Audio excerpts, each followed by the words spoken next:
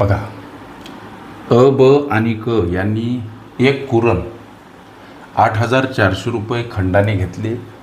अने 20 शेळ्या तर बने 40 मेंढ्या आणि इथं कने 100 गायी ठेवल्या. अशा पद्धतीची शब्दरचना पाहिजे. लेकरांनो लक्ष द्या. परीक्षार्थ्यांची मनं कशी गोंधळतील, वेळ कसा वाया जाईल, लक्ष द्या. किंबहुना आणीबाणीच्या प्रसंगावधान याची परीक्षा म्हणून तुम्ही काय निर्णय घेता हे तुमची परीक्षा असावी. पण इथं कने गोष्ट अबकची आणि तिघांनी कुरण घेतलं बेटा 8,400 रुपये खंडानं.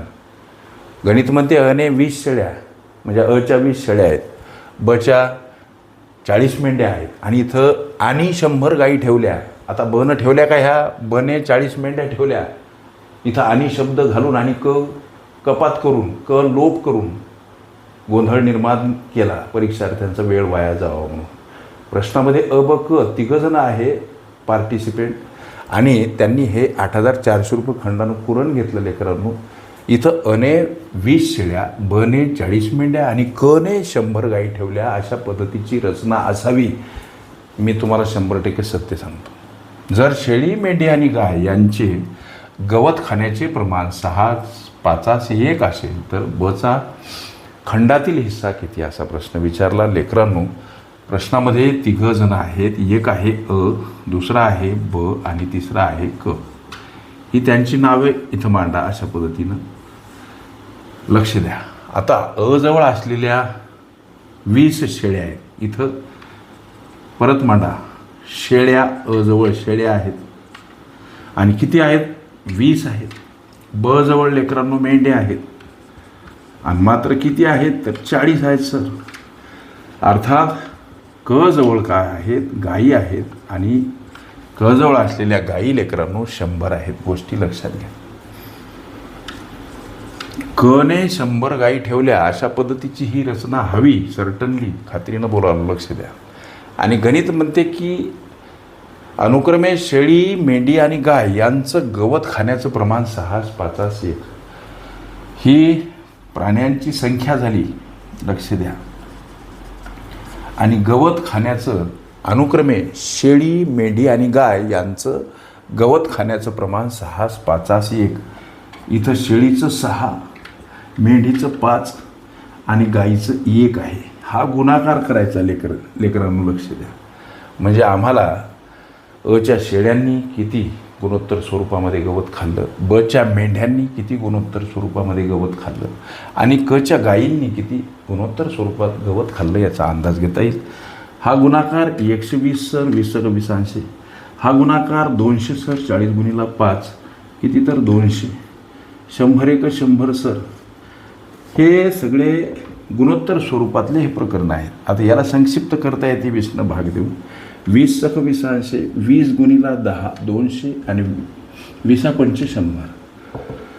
अनुक्रमे शेळी, मेंढी आणि गाय यांचं गवत खाण्याचं जे गुणोत्तर आहे 6:10:5 आलं. प्रश्न विचारला बचा खंडातील हिस्सा किती, हा जो प्रश्न विचारला लेकरांनो. बचं जे काही मेंढ्या आहेत त्यांचं गवत खाण्याचं गुणोत्तर 10 आहे. म्हणून बचा खंडातील हिस्सा हा जो तुमचा प्रश्न आहे तर मांडतो वाटल्यास. बचा खंडातील हिस्सा म्हणजे बनं किती रक्कम पे केली, बचा खंडातील हिस्सा म्हणून बचं गुणोत्तर 10 वाटल्यास हे स्पष्ट मांडा सर. ब आणि त्याचा खंडातील हिस्सा विचारला म्हणून अंशस्थानी ब, छेदस्थानी अ ब क यांच्याकडं असलेली जी सामुग्री आहे जनावरं त्यांनी खाल्लेल्या गवताचं गुणोत्तर प्रमाण इथं अधिक स्वरूपात. याला गुणिला खंडासाठी दिलेली रक्कम 8,400 ही अशा पद्धतीची मांडणी. ब जवळ असलेल्या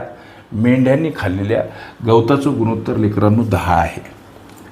छेदस्थानी अ च्या शेळ्यांनी खाल्लेल्या गवताचं गुणोत्तर 6, बच्या मेंढ्यांनी खाल्लेल्या गवताचं गुणोत्तर 10 आणि कच्या गायींनी खाल्लेल्या गवताचं गुणोत्तर 5 यांची बेरीज असते. हे समोर खंडासाठी दिलेली रक्कम. आता इथं 10 छेदस्थानी 10 6 16 5 21 इथं गुणीला 8 400. आता 21 चूक 84 होतात. हे 2 शून्य 4 वर मांडा. 10 उरलेत सर. इकडं 400 उरलेत आता हा गुणाकार 4,000 रुपये हे तुमच्या या विचारल्या प्रश्नाचं लेकरांनो उत्तर आणि ॲक्युरेट उत्तर. बस ओके. अशा पद्धतीच्या गफलती मुद्दाम स्पर्धा करत आली, करत राहील. आपण थोडंसं निबर अंतःकरणाचं व्हायचं लेकरांनो. हजार संकट डोंगर दुःखाचा यशाचे शिखर आम्ही गाठू, मुंगी समतोंडी घेऊन साखर, चालू ध्येय वाट जिद्दी सामी पेटू. उथळत्या मनाची न होता संयमानं यशाची लढाई कशी जिंकायची याचं शहाणपण प्रत्येक क्षणी माऊलीच्या चरणी समर्पणात्मक भावनेनं, चिंतनात्मक भावनेनं वेळ न वाया घालता यशाची ही ध्येय वाट चालत राहा. ओके. तुम्हाला निश्चित यश मिळेल हा विश्वास मी तुम्हाला देतो. ओके. संकीर्ण प्रश्नसंच ही माझी प्लेलिस्ट अवश्य बघा. त्यामध्ये विविध स्पर्धकांनी विविध अंगांनी विचारल्या संभाव्य अशा असंख्य प्रश्नांचा सराव तुम्हास करते. ओके.